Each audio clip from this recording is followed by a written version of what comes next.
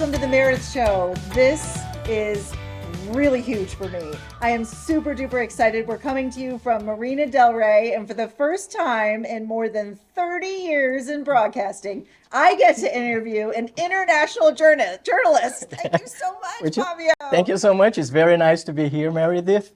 And thank you for your audience as well. So I hope you enjoyed the interview. Well, Fabio Borges is an international correspondent that is seen by millions of viewers in Brazil, and he is seen literally all over the world. So I am super thrilled to find out who you've interviewed that was the most difficult on TV. Oh, most difficult. Wow, you start with this question. You know what? I would say that it's my policy. I would never say anything bad about somebody else. You know what I mean? But they're challenging sometimes, yes. Right? There are a lot of people. You know, I do a lot of interviews here in Hollywood. So I would say that I've interviewed more than 300 talents. And when I say talents, I'm talking about the A-list talents. Yes, like J-Lo a few days ago. Or Lenny Kravitz. He was at the same event. But I would say one person that I really loved to interview was Clint Eastwood, because I think he's the true gentleman of Hollywood. He's the true cowboy of Hollywood.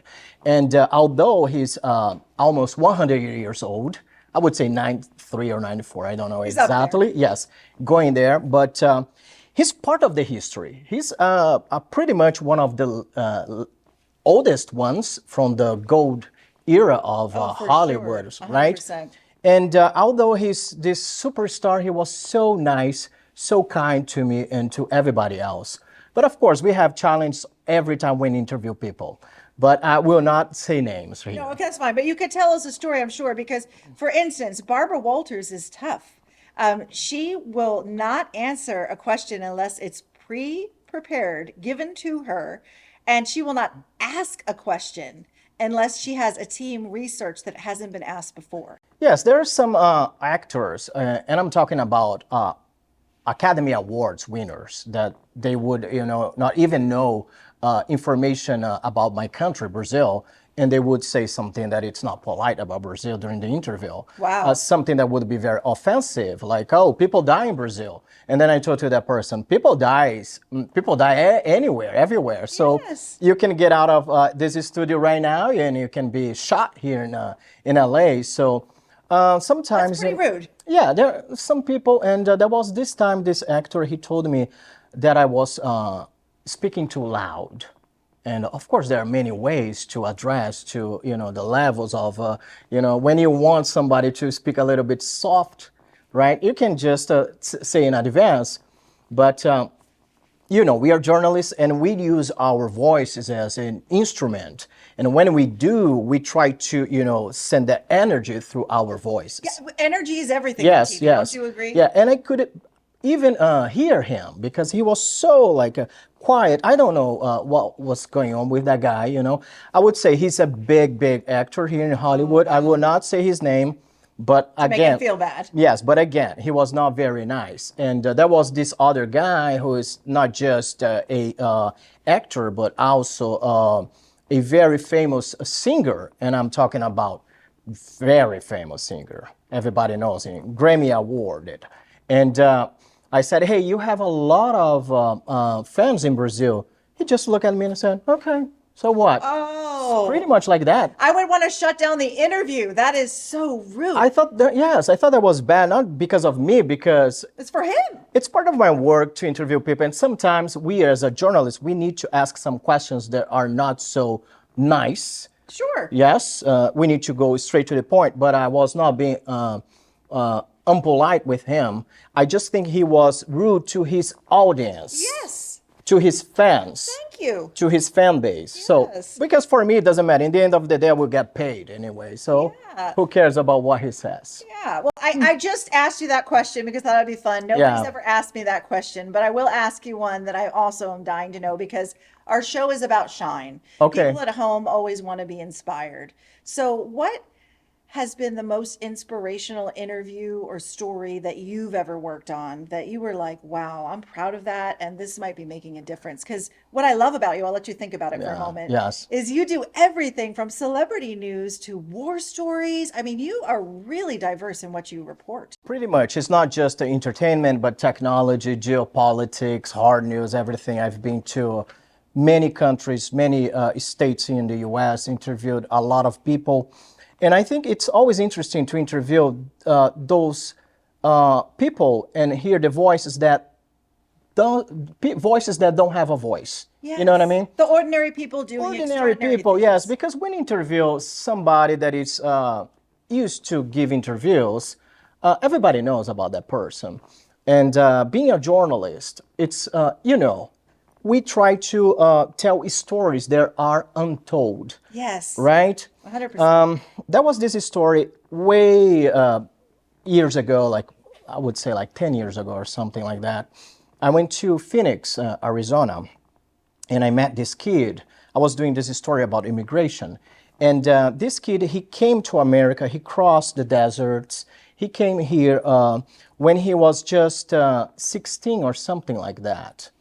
And he was caught by the authorities, and he was taken to the jail. And the authorities thought that he was over 18, so they sent him to a prison for adults while he was still a teenager, pretty much a kid. So he stayed arrested for many years until a dentist from the prison realized that he was just a kid and said, there is a way I can prove that you are a kid and maybe you will get out of this situation. Wow. So pretty much the doctor took some x-rays of his mouth, and through the x-rays and other exams, they were able to figure out that he was just a kid. So the justice was forced to release him. And his story became a well-known story in Arizona, Phoenix. And this family adopted him and decided to take care of him. And last time I talked to him, he was finishing his college education. So he pretty much lived the American dream. Wow. But in order to get that, he needed to go through a lot of problems and obstacles. But I think that was very inspiring because he came here by himself. He was just a kid. He didn't know what was going on. And he was arrested. He couldn't speak English. So he learned how to speak English and Spanish because he was a Brazilian kid. Wow. In jail. Oh my goodness. Wow. And finally he was released, becomes this student in a college, a very well graded student. And now I assume that he's doing well. Last time I talked to him, as I said, it was like 10 years ago. That's very inspirational. So that was very inspirational, and there's so many instances like that. And as I said before, it's to give voice to the people that to the person that doesn't have a voice. Perfectly said. Yes. And I often say to my audience, my real passion is ordinary people doing extraordinary things. So thank you for sharing that story. Speaking of extraordinary, you're also an immigrant, yes? I am, Tell yes. me the story about how you landed in California. Pretty much, okay. So I was born in Brazil. I was born in São Paulo, and decided to do journalism when I was 18 years old. So long story short, basically, I was working my company for the same company I still work now. That was 18 years ago. Wow. When I started working with them. But 14 years ago in 2009, my boss, actually a boss from another department, he came to me and asked, Fabio, would you like to live in New York City? I said, hell yes, of course I want to live in New York City. Who doesn't want to live in New York City, right? Yeah. And he told me, well, I've been following you and paying attention on your work, and I realized that you speak English, you're a good journalist, and you have this way, like to interview people, you get these stories done. So if you accept the challenge, I will give you 1 month for you to prepare yourself to go to New York. But you will not just be the reporter, you will also be the producer, the cameraman, and you will edit your pieces. And I will be on your hair. Wow. He told me that. So I'm just going to stop you. I had to do that. I didn't last 6 months.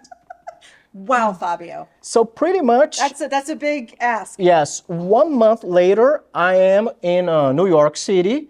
And just the day that I arrived was September the 10th, 2009. And the next day I had to do a story about the September 11th. Wow. Yes. Like Biggest news memorials. story. Yes. And so I started working really, the same day I arrived. I didn't have any time to get to understand the city or anything else. I was pretty new. That was my first time in New York. And after 2 years, another boss came to me and said, hey, I have a proposal to you. How about if you go to California and you get into the Hollywood circuit? I want you to interview the stars. I want our company to have access in Hollywood. Can you do that? And I thought to myself, here we go again. All right, but this time I had the great support of my wife, Erin Alls. And We love her. And if you're just tuning in, she has an amazing episode herself. Okay, go ahead. Yeah, so pretty much I told her, hey, I'm moving to California. We were together just for a couple of months. Wow. And she said, okay, let's go to California. I didn't know that story. I love this story. So besides this professional story, there is this love story. So when you combine professionalism with passion and you have the support of the loved ones, everything goes well. And that's what happened. So I've been living here in California for about 12 years now and very well established. Wow. Yes. Thank you for sharing your shine. That in itself is an amazing story. Yes. And I love that you put love in it. Yes. Because sometimes people leave that out. And the people that support us are really who we need to thank for being where we are today. I wouldn't even probably be here today if it weren't for the help from my husband, a whole crew that's behind the camera, my son, like all these people coming together is truly remarkable. And I must say, what I thought was really cool today, we don't often have a studio audience, but tonight we do. And we're coming to you from a movie theater in Marina Del Rey. And I think it's super cool and special that my best friend, who is also an immigrant, had the gift of hearing your story. So thank you for being courageous enough to share it openly. Of course. And I think if you're watching at home and you found this inspiring, you can contact Fabio with the information on the screen. And if you found this interview even half as inspiring as I did, please take a little time and share the love and share the video. Thank you so much for watching.